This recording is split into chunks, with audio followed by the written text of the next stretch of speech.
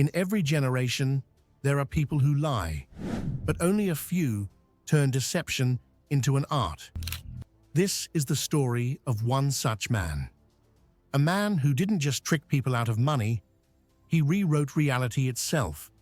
He built identities, fabricated institutions, and seduced a nation with charm, intellect, and a smile that disarmed even the sharpest minds. This isn't just a story of fraud. It's a deep look into the psychology of a man who understood human weakness better than anyone else. This is the story of Elias Grant, the con artist who fooled an entire nation. The rise of a nobody. Elias Grant wasn't born rich or powerful. He came from an ordinary background, a small town, modest family, nothing remarkable. But even as a child, teachers described him as magnetic. He could make people believe anything. When he failed high school, he told everyone he was taking a break before joining an elite European academy. In truth, he was forging acceptance letters and fake transcripts at 17. By his 20s, Elias had reinvented himself multiple times. A venture capitalist, a war journalist, a human rights lawyer. None of it real, but each persona brought him closer to power, connections, and influence. He had discovered a dangerous truth. If you speak confidently enough, people won't question the lie. They'll defend it for you. The grand illusion. In 2013, Elias launched what he called the Grant Initiative, claiming it was a government-backed fund supporting innovation and social reform. He wore perfectly tailored suits, appeared at charity galas, and spoke on panels about ethical capitalism. He surrounded himself with legitimate politicians and celebrities who believed he was the next visionary. Behind the scenes, there were no investments, no offices, and no employees. Just a rented suite, a laptop, and Elias's silver tongue. He raised nearly $80 million in 2 years. Investors, journalists, and even government officials fell under his spell. He didn't just fool individuals, he fooled institutions.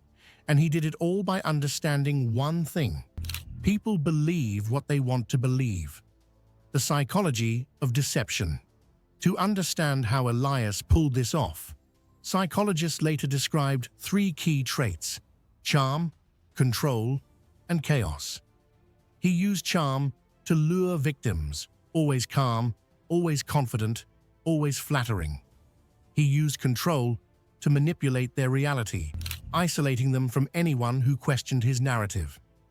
And when pressure built, he introduced chaos, creating emergencies, leaks, or scandals to distract and shift sympathy in his favor. He understood emotion better than most people understand truth. He didn't fight logic, he replaced it with feeling. Elias once said, in a private message later recovered by investigators, "People don't follow truth, they follow hope. All I do is sell it better than anyone else." The fall begins. The illusion began to crumble in 2016. A young journalist named Clara Hayes noticed something strange. None of the supposed projects funded by the Grant Initiative actually existed. No schools, no hospitals, no infrastructure. When she reached out for verification, the replies were rehearsed, evasive, and too perfect. She dug deeper and discovered that Elias's degree certificates were forged. His photos from war zones were digitally altered, and his partners were stock photos lifted from LinkedIn. But exposing him wouldn't be easy. Elias had built a web of influence that included major banks, politicians, and foreign donors. For months, every attempt to publish the story was blocked by legal threats, manipulation, and intimidation. The more Clara pushed, the more dangerous it became. The collapse. Finally, in 2017, a financial whistleblower from within Elias's circle leaked hundreds of internal emails. The illusion shattered overnight. The Grant Initiative was revealed to be a shell company. Every dollar traced led to Elias's offshore accounts in Switzerland and Malta. When authorities raided his penthouse, they found walls covered with photographs, detailed notes on his investors' personalities, fears, and ambitions, a psychological map of everyone he had ever manipulated. He hadn't just stolen money, he had studied people's souls. Elias fled the country before charges could be filed. Interpol placed him on its most wanted list. For 2 years, he disappeared completely the second life. In 2019, Elias resurfaced in South America under a new name, Dr. Julian Mercer. He was posing as a behavioral scientist working on empathy training programs for corporate leaders. He gained new followers, new funding, and new believers, proving that his manipulation wasn't luck, it was strategy. It wasn't until a victim from his past recognized him on a conference livestream that authorities finally tracked him down. He was arrested in Argentina in early 2020, the interviews. During interrogation, Elias showed no remorse. He told investigators he didn't see himself as a criminal. He saw himself as a mirror. He claimed he only reflected what society wanted to see. In psychological evaluations, he was described as highly intelligent, narcissistic, and emotionally detached. When asked why he lied, he responded simply, "Because they wanted me to." He believed that truth was a construct and morality was flexible. To him, every victim was a willing participant in their own deception. The web of deception. As investigators dug deeper, they uncovered an intricate network of shell companies and digital identities Elias had built over the years.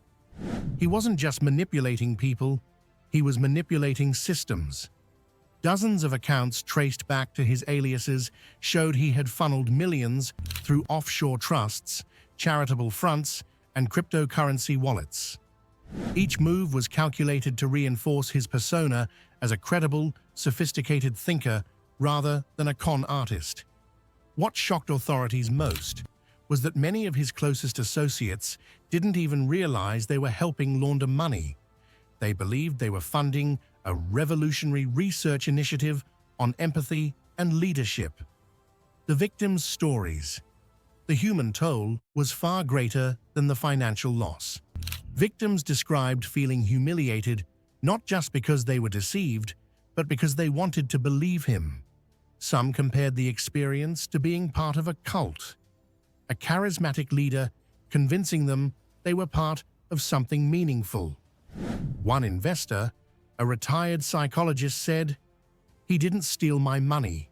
He stole my confidence in people." The emotional aftermath rippled through families and communities, showing that the scars of manipulation often outlast the crime itself. The aftermath. The arrest of Elias Grant exposed systemic flaws in financial oversight and human vulnerability.